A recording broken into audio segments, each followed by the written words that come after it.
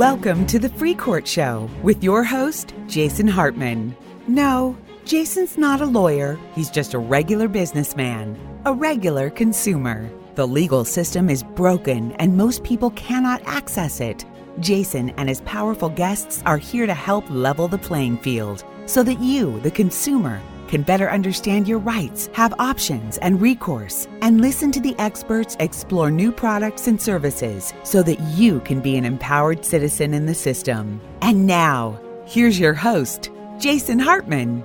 It's my pleasure to welcome Stephen Davis. He is the author of Truthteller, an investigative reporter's journey through the world of truth prevention, fake news, and conspiracy theories. Stephen, welcome. How are you? I'm very good. Thank you, Jason. Good to have you on the show. So we live in a world of propaganda and misinformation, all sorts of tactics that the bad apples out there use to hide the truth, shade the truth, spin the truth. In your book, you start off talking about character assassination, and then you talk about conspiracy theories, and it's just a very interesting topic, how our minds are influenced by the media and such. Tell us more about that. Yeah, the first thing to say is that fake news and conspiracy theories and disinformation and misinformation has always been with us. You know, the papers in colonial America and Victorian England were basically propaganda sheets. The difference is now on social media is the volume and the speed with which it travels around the world. And my concern is that there is so much misinformation and disinformation out there that beneath that, it makes it easier now than ever before for governments and corporations and dictators to lie to you and to get away with actual scandals. Mm-hmm. And of course, the group that you relied on to uncover these things, investigative reporters such as myself, there are fewer of us around than there used to be. Yeah, that's definitely true. It's interesting that we've seen this era of media fragmentation, as I call it, where there are fewer media outlets. And you'd think, on one hand, of course, that's good because a lot more people have a voice. I think you could certainly argue that the media is much more democratized than it's ever been. But at the same time, you have the opposite trend. You have the major media companies that have consolidated like crazy. And then, as you see this fragmentation of the news media landscape and so many media outlets, the big outlets have really almost done away with investigative reporting, investigative journalism, because the budgets have been cut as they all vie for advertisers amongst so much competition there. It's really interesting we're talking about this today because just yesterday, literally on my personal Facebook page, I posted that famous Mark Twain quote that says, a lie can travel halfway around the world while the truth is still putting on its shoes. And I think Winston Churchill said it another way, but whatever, you get the idea. Kind of help us understand the media landscape. And I don't know, is it really worse than it has been? I mean, people are certainly more skeptical than they were in the past, aren't they? On the skeptical issue, of course, it's in the interests of liars and deceivers that there be so much fake information that we all just throw up our hands and say, well, can we believe anything? And let's get on with our lives and let's not take part in politics or civic life. That makes it easier for people to lie and deceive. The Mark Twain quote is interesting because now, of course, the equivalent is Twitter. And studies show that fake news travels faster on Twitter than the truth. And very often people retweet things without even getting to the end of the 140 characters. So you have this disinformation traveling around the world at vast speed. The major media can't keep up with it. Somebody might put a lie on Twitter and 5 million people have seen it. And an hour later, the BBC or the New York Times or the Guardian might point out why it's wrong. But by that stage, it's too late and not enough people have read the real version of events. As far as the media landscape goes, the major issue you call it the democratic kind of nature of things now, which is fine. Mm-hmm. But, I think the problem is a lot of people think they're citizen journalists and don't have the training to be proper journalists, but are treated as proper journalists by the media. So anybody can kind of tweet from the scene of some place. You don't even know if it's a real person. That's an issue for me. And of course, for investigative reporting, the issue is really resources. Serious investigations take time and money. In Truthteller, I tell the story about how I was sent to the Amazon to investigate a tip that BP, the world's largest oil company, was destroying part of the rainforest. It owned a mining company that was destroying the rainforest. Now, what I've just told you was all we knew about the story when they sent me to Brazil. The London Sunday Times sent me to Brazil, literally a needle in a haystack, because the Amazon, as you know, is bigger than Western Europe. I spent weeks and weeks out there investigating it. I found the mine. I smuggled myself in. I got a photograph. It exposed BP, which at that stage was branding itself green. It was a big piece of investigative reporting. I can tell you absolutely now, Jason, that no major media company would fund an investigation like that and spend that amount of money on as little information as they had to start with. And what's worse is, you remember, we were all reading stories about the importance of the Amazon rainforest to the environment. In the research for Truthteller, I actually went back to contacts in the province that I'd been in all those years ago, and people are destroying the rainforest at an even greater rate than they were then, and it goes virtually unreported because these days reporters don't get out of the office. Reporters don't get sent to the deepest, darkest parts of the Amazon rainforest to get stories. So society is missing out. Yeah, they are missing out. But what is the solution? If you agree that the problem is sort of as I outlined it, I'm sure you could do a better job being so deep in it. But we've got this fragmented environment. On the one hand, it should be good. On the other hand, it's bad. We just don't have... 60 Minutes is kind of the last bastion of big-time investigative journalism, isn't it? Okay, so 60 Minutes is still very good, by the way. Well, the solution is I lecture journalism students all over the world. I've lectured several thousand journalism students in the last 10 years from about 30 different countries, including the United States. And I always say to them, if you want a future of good journalism, you have to pay for it. That's the generation that's used to getting stuff for free music, free this, everything on the internet. I tell them if you want free stuff, you're liable to get propaganda and fake news. If you want real journalism, which is labor intensive and which costs money, you have to pay for it. Now, it's slightly encouraging that that people all over the world, or a group of people, have adopted that idea, that 1 million people last year made voluntary contributions to The Guardian, that the New York Times has, over 2.5 million digital subscribers now. The simple truth of the matter is, for the public, if you want good journalism to survive, you have to pay for it. But don't we all, just one moment on that though. If we argue like 60 Minutes, right? Nobody pays for 60 Minutes. They just pay by watching ads. So what's wrong with the advertising model? Is that broken because of the advertisers influencing the journalism? I think that's true with the drug companies because they don't seem like they're held to account. The advertising model is broken because, newspapers and television programs were funded by advertising. And it used to be said that, for instance, in print, when the print advertising disappeared, it would be supplanted by digital advertising online. And that hasn't happened. And the reason it hasn't happened is because Facebook and Google have hoovered up all the advertising. So that model has been destroyed. And now the media are left to, act on digital subscriptions. And, you mentioned 60 Minutes. It still does well. It still rates. And advertisers still like it. But the simple fact is that the level of advertising on broadcast television is also falling because, as you quite correctly said, the audience is diffuse now and might be watching, 200 different channels instead of 3. Okay, so what do we do? So people have to pay for it. And you're saying that it can't really be supported effectively by ads.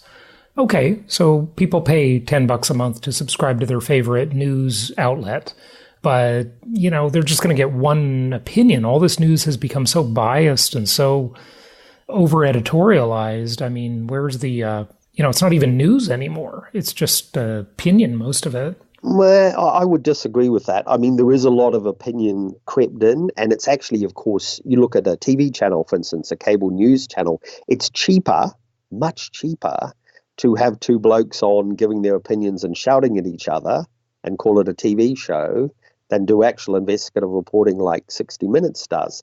But, for 10 or 12 bucks a month, you could subscribe to 3 different sources, and then you could look at the BBC, which is the national broadcaster in Britain, and then you could have access to the ABC online in Australia, and you could get yourself a collection of sources which would practice proper journalism and not cost you too much money. I mean, if you don't want to pay, as I said, then serious journalism, which is incredibly expensive and time-consuming and employs people who spend years training to be good at it, that's going to die off. But what you can do as an individual as well alongside this is you can take responsibility for the information you share and consume. It's not good enough to say, I just passed on something, I didn't really know it was fake, because then you're just part of a long string of people around the world passing on falsehoods and sharing falsehoods. You can't claim the getaway driver from the bank robbery. I didn't know they just robbed the bank, exactly. Right? Yeah. Yes. So I believe what will happen, Jason, in the next decade is that media literacy courses of the kind that I just designed for the University of Otago in New Zealand to be open source and available to students all over the world, media literacy courses will be seen as right up there and as important as English, history, geography, and maths. And they'll be widely taught at every level. And the aim will be to get people to become ethical consumers and sharers of information. If people have to share less, so be it. If Facebook have to change their business model because people share less and are more careful, so be it. I mean, personally, I think Facebook is acting with a great deal of social irresponsibility at the moment. I couldn't agree more. It's outrageous. For instance, you have a fake video of Nancy Pelosi that they know is fake, and they refuse to take it down. I mean, the problem with Facebook is that's sort of surprising, though, because Facebook leans to the left. You'd think they'd want to protect Nancy Pelosi. It's kind of odd. Yeah, but they want to protect more, Jason, the idea that they not be treated as a publisher or broadcaster. Right. I mean, for years, they've convinced themselves of that. I've said a lot of interviews on this book tour. I've been interviewed by the BBC and media everywhere all over the world.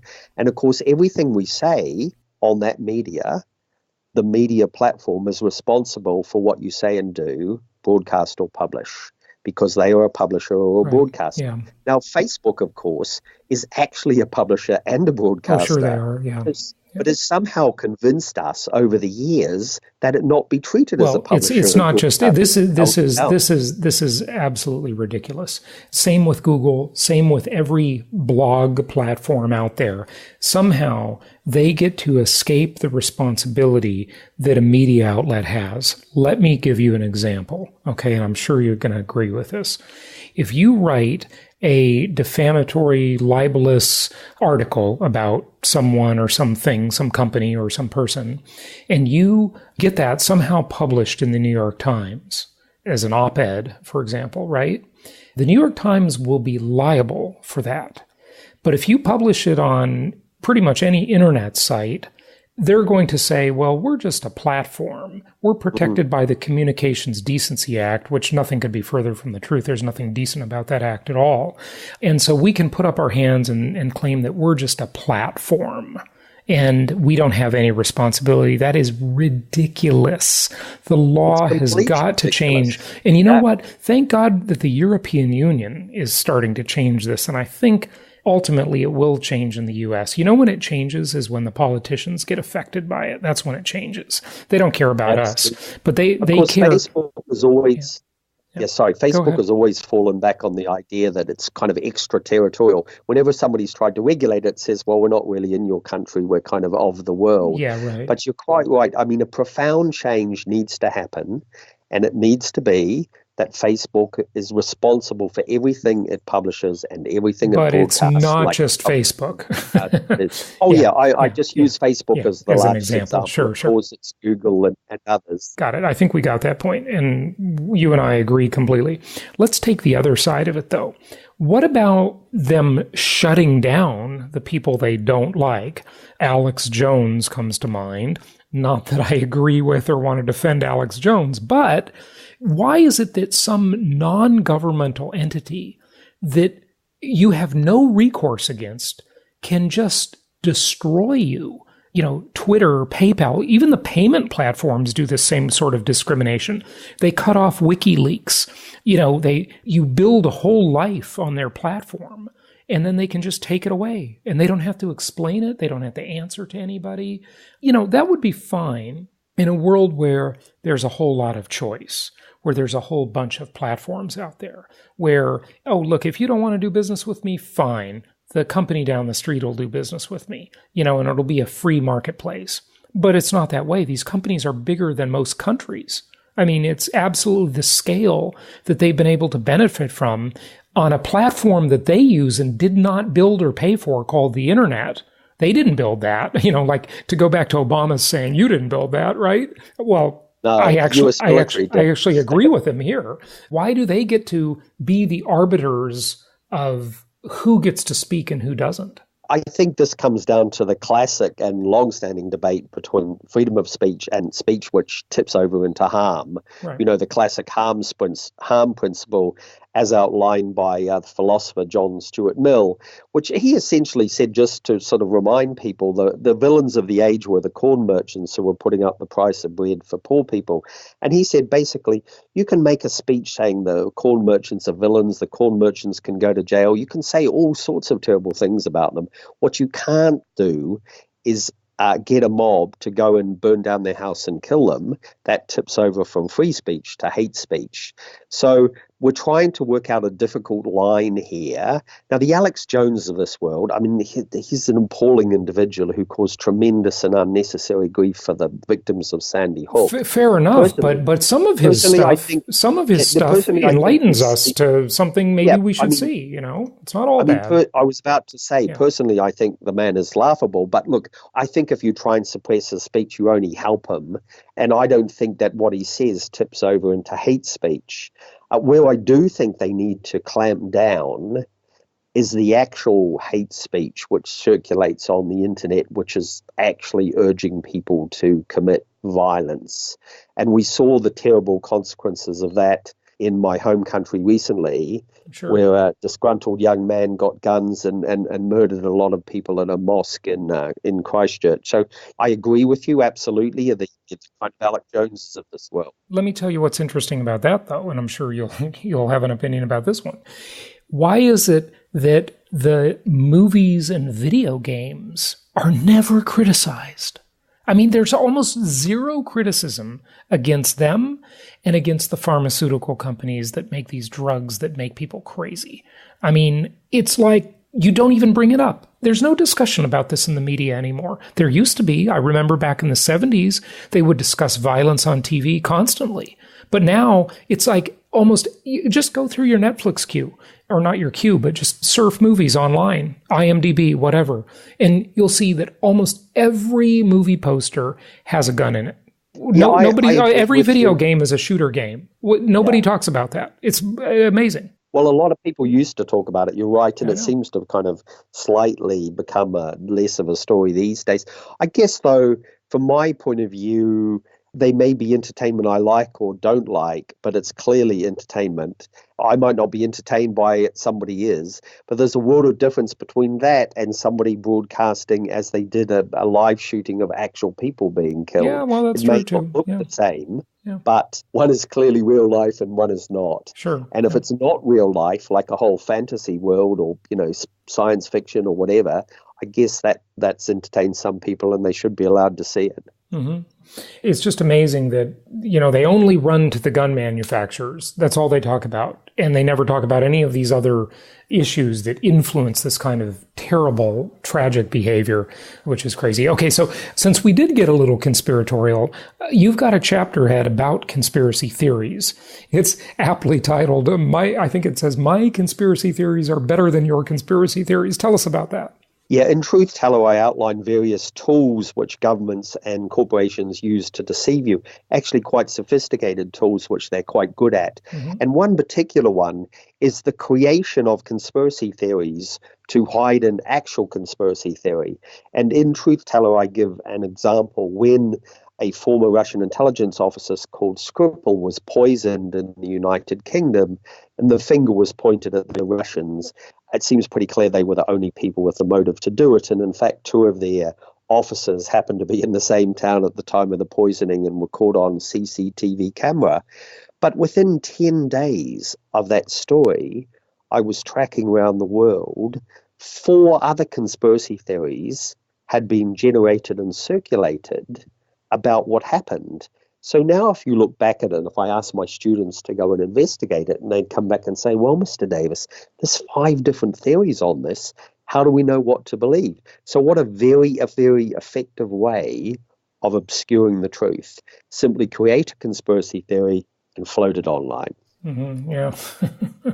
Okay. So what are these other tools that these oppressive regimes, whether they be government, corporations, anything, tell us some of the tools they use. Okay, one classic, which is used, in fact, by Vladimir Putin, Donald Trump, and others, is the big lie. And it's based on the way our brains work. Our brains are wired to treat information that's familiar, that we hear often, as trustworthy. That's logical if you think about it.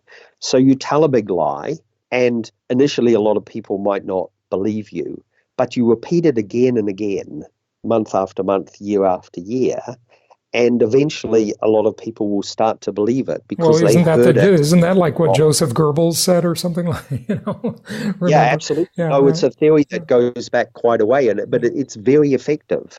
And I give examples of it in the book. Another really, and this is really kind of quite common now, is the character assassination. I personally have had my character attacked by senior police officers, by a senior minister in the British government. And of course, with the internet, as you know, it's very easy to circulate false rumors and assassinate people's character and then have them not believed. Oh, sure. In the book, I tell the story about an MI6 agent called Richard Tomlinson, who was trying to blow the whistle on things the British government was doing, and they had him chased around the world, and they were deliberately trying to assassinate his character so that nobody would believe him. They told the Swiss police when he was living in Switzerland that he was a pedophile. It was a completely invented story. And look at Elon Musk with the Thailand divers, or you remember the story anyway. I'm glad that guy sued him for saying that. I don't know what the outcome was, but I hope he wins. But yeah. It's very effective, as you know, because you float this stuff and you get it online, and then people who are searching you a year or two later and they come across it. Well, okay. It's sometimes enough to make the allegation. It's a drive-by shooting. It's a hit and run where the perpetrator can be anonymous, but just so you know, that's not actually true. You can find them. We've hired cyber investigators, and it is fascinating. That is a fascinating world. It's very hard to actually be totally anonymous online. It may seem easier than it really is, but that's another show in and of itself. But yes, in principle, you're absolutely right. I think intelligence agencies are very good at covering their tracks, though. Oh, well, if it's the government, yes, that's probably a lot harder to hold them accountable. Absolutely. But yes, it is a huge problem. I couldn't agree with you more. And if you're an investigative reporter, you're going to have enemies because you're, one side's going to like you and the other is going to hate you. That's just the unfortunate reality, right? It is. And in Truthteller, I describe one particular memorable occasion. I did an investigation into what happened to the human shields of the first Gulf War. Mm-hmm. There's a whole lot of people, British, American, French, and many other countries, who were taken hostage by Saddam Hussein and used as human shields. And there was a secret report into it, which was covered up by the British government, but which is explained in my book, Truthteller. At one stage, a British member of Parliament asked questions about this in Parliament to the then Labour Defence Minister, Government Defence Minister, Jeff Hoon. And at the end of it, Hoon says to the MP, I need a private word with you in this. So they go in the office, a private word. And Hoon says to the MP, you've got to be careful of that Stephen Davis.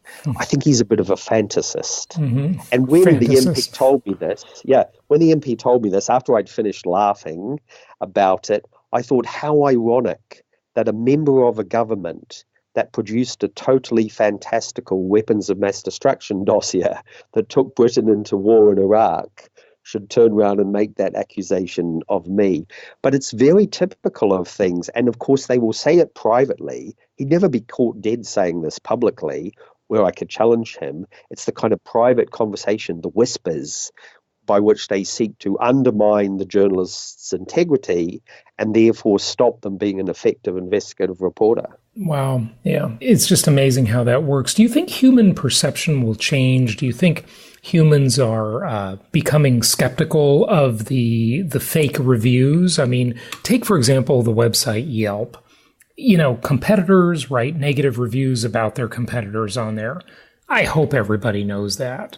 And then they have their own people write fake positive reviews, right? Who do you believe? Does this stuff have any credibility anymore? I think people realize that a lot of it is not true. Mm-hmm. The problem is we can't have everybody switching off entirely and saying, I can't believe anything anymore, right, because that in itself is a gift for those who lie to you, of course, and deceive you, because then they'll get away with it more often. Mm-hmm. I was asked by another interviewer whether I was an optimist or a pessimist after Truthteller, and I said I'd begun it as an optimist and ended as a pessimist because I think things are going to get worse before they get better because of deep fakes, artificial intelligence truly creating false worlds. Mm-hmm. But I also think alongside that, and you use the reviews thing and the hotel reviews and all these other things, I think people are learning to be more skeptical. So if we give them an alternative, if we give them education programs to help them, I think there is a chance that we can turn this around. One of my favorite ever quotes, the great author H.G. Wells said, "History is a race between education and catastrophe." And I think that's true. And I think education has got to win, basically. That's a good quote, H.G. Wells. Good stuff. We'll wrap it up with any closing thoughts, maybe address anything I didn't ask you, whatever you like, and please give out your website too. Truthteller is available now, I think, in pretty much in all Barnes & Noble stores in the States and on Amazon.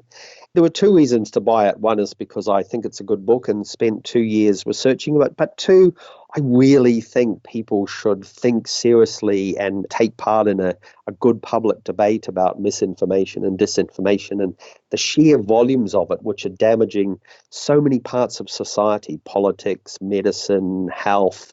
For more about this, you can go to my site, which is simply called stephendaviswriter.com. Good stuff. Stephen Davis, thank you for joining us and keep up the good work. Society really appreciates people like you doing the tough work and taking a lot of heat for it too. But it is very, very important. You're keeping a lot of people honest out there, or at least preventing them from doing too much harm. So thank you very much. Thank you, Jason. Great to chat to you. Thank you for listening to The Free Court Show. Be sure to subscribe, rate, and review the show on iTunes or the platform of your choice. You can find the show notes and resources for today's episode at freecourt.com. Remember that guests' opinions are their own and information is of general nature, so be sure to consult appropriate tax, legal, and other professionals for specific advice.